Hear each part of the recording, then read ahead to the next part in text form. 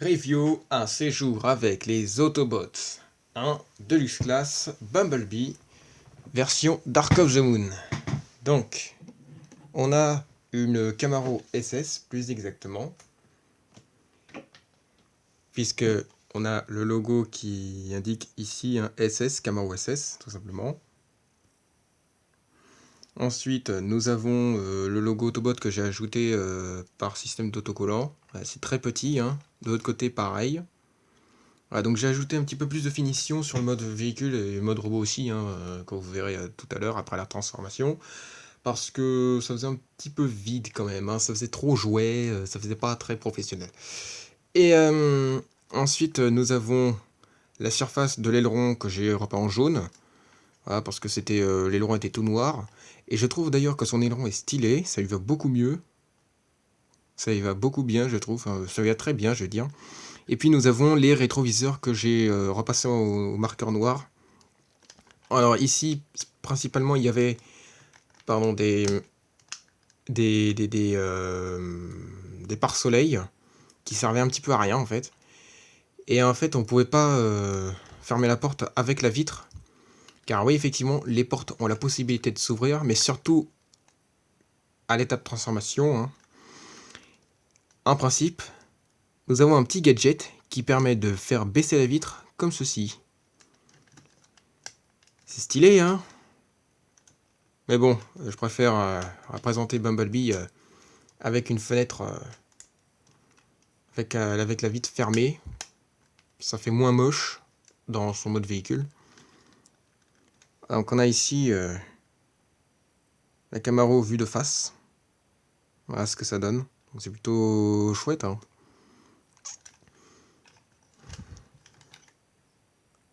Voilà. Et donc bien sûr en dessous nous avons l'undercarriage. Et donc il n'y a pas de surprise. Hein. On voit ici, on distingue bien les bras, la tête et les pieds. Donc du coup on va pouvoir passer à l'étape de transformation. Alors d'abord,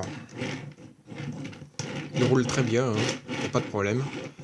Donc on va du coup passer à l'étape transformation, puisque là je ne peux pas vraiment faire de comparaison, puisque c'est ma toute première figurine Transformers. Donc du coup, on passe tout de suite à la transfo, comme je viens de le dire au moins 50 fois.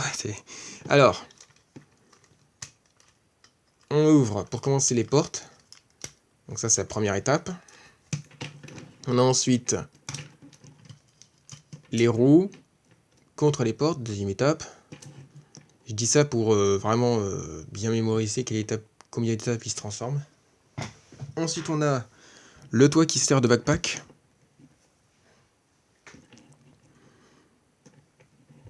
Donc, troisième étape, quatrième étape et cinquième étape avec le capot le centre du capot.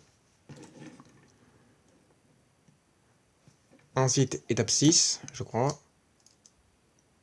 Je me rappelle déjà plus. Avec les hanches.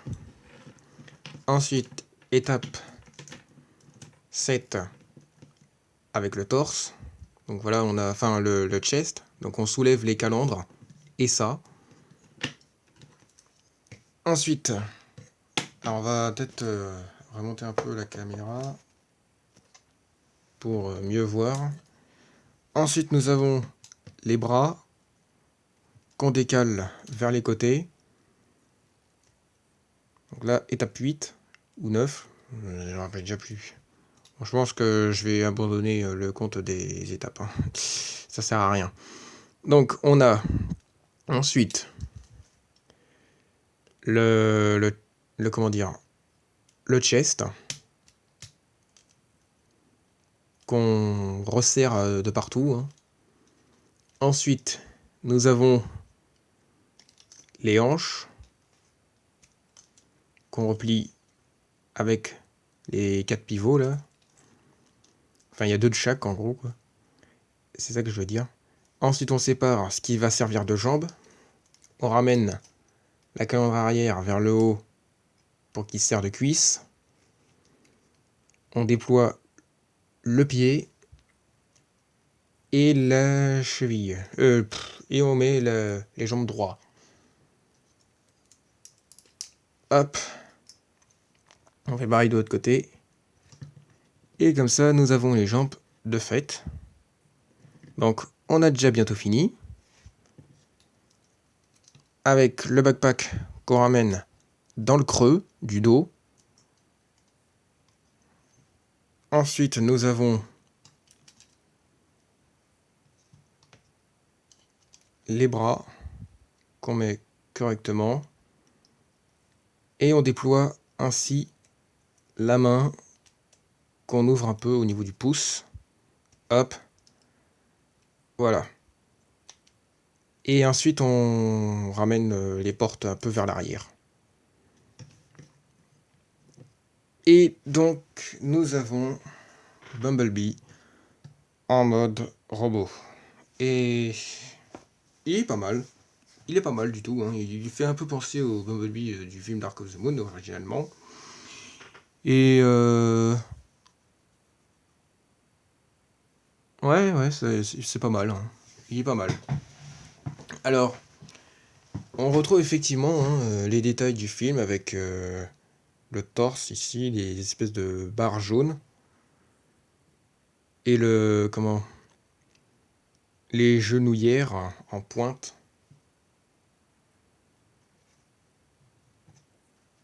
Puis aussi la forme des pieds. Les talons comptant 2 branches, ici, là. Bon, en général, j'aurais bien aimé avoir la roue dans le creux. Mais bon, comme apparemment le système de transfo ne lui aurait pas permis, bah, du coup, c'est pas le cas. Mais il est comme il est. Hein. Et nous retrouvons effectivement des détails par derrière, dont les comment ça s'appelle les espèces de pentagones qu'il a au niveau du talon. En principe, il est censé être plus bas. C'est pour ça aussi que je trouve que ses pieds sont un peu trop hauts en fait. Ils sont un peu trop fins aussi du coup au niveau de la cheville. Au niveau de la cheville, vous voyez, on aurait pu avoir la roue entre les deux coins jaunes sur les deux jambes. Mais là, non, c'était pas le cas. Alors,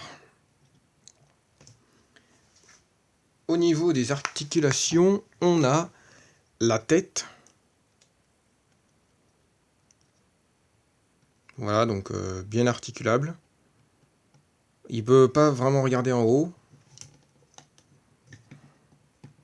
Mais c'est pas trop mal dans l'ensemble.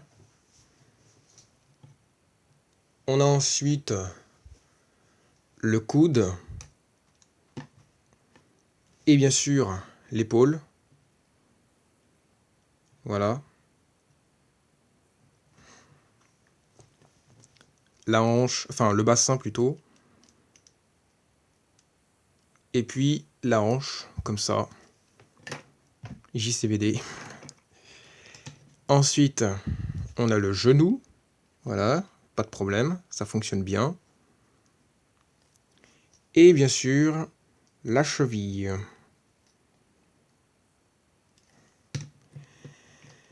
Ah, donc comme vous avez bien pu le voir, hein, j'ai repeint quelques coins.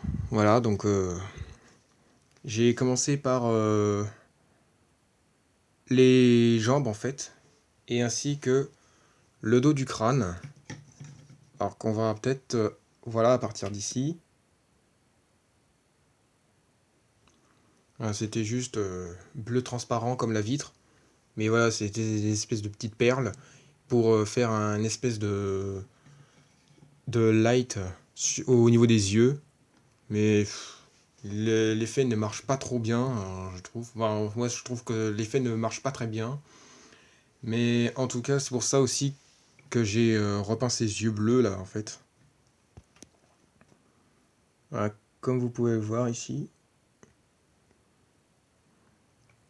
Et j'ai fait quoi encore? Ah oui. Voilà, donc là, j'ai repeint ces doigts là, à partir d'ici, en jaune. Et puis les coins de l'avant-bras, la pointe qui va vers la poignée de main là. Et puis on a ici les trucs en jaune. Et ainsi que le côté interne des jambes.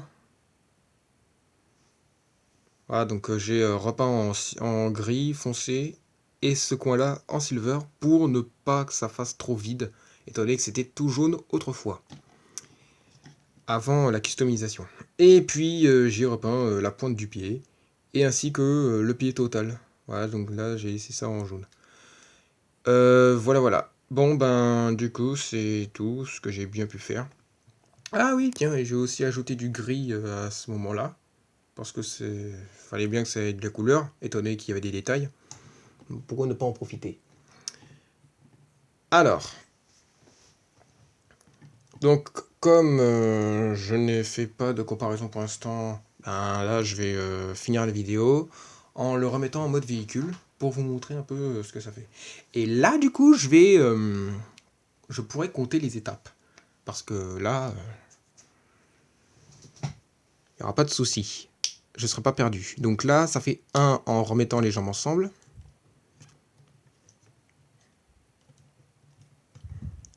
2 pour la main. Enfin, les mains.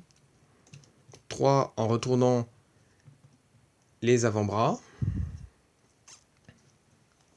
4 en enlevant le backpack.